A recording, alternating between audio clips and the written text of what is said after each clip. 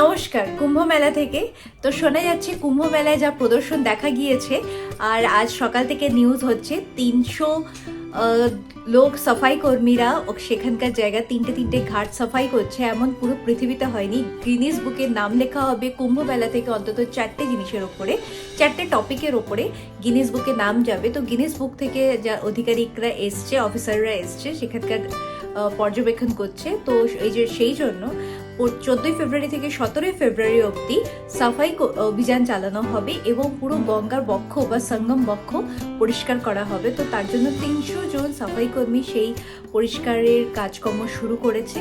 তো 4টে রেকর্ড যেহেতু তৈরি করা হবে, তো একটা তো আমরা ভাবলাম এইটা, তো আরেকটা হতে পারে যে 50 কোটির ওপরে লোকজন স্নান ডুবকি লাগিয়েছে সঙ্গম ঘাটে বা সেই ঘাটে।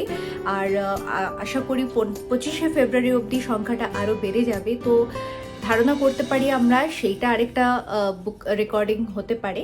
3 নম্বর হতে পারে এই পুরো এইটুকুনি এলাকার মধ্যেই, উত্তরপ্রদেশের এই এলাকার মধ্যে বা প্রয়াগরাজের মধ্যে এই কদিনে কতজন লোকের, কত সংখ্যা লোকের আগমন হয়েছে, যাতায়াত হয়েছে সেখানকার পরিবহন ব্যবস্থা বা প্রশাসনিক ব্যবস্থার উপরে।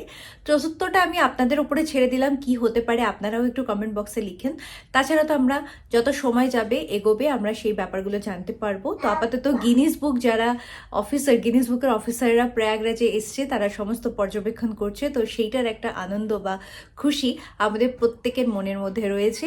তো কোনো না কোনো সময় আমাদের নেক্সট জেনারেশনও এটা পড়তে পারবে যে 2025 সালে কুম্ভ মেলা হয়েছিল, সেখানে কি হয়েছিল এবং গিনিস বুকের রেকর্ড সেখানে কি হয়েছিল। তো গিনিস বুকের রেকর্ড আসছে মানে প্রত্যেকটা পরীক্ষায় এর প্রশ্ন থাকতে পারে, জিকে হিসাবে এর প্রশ্ন থাকতে পারে, মানে একটা গর্বিত বিষয় হতে চলেছে।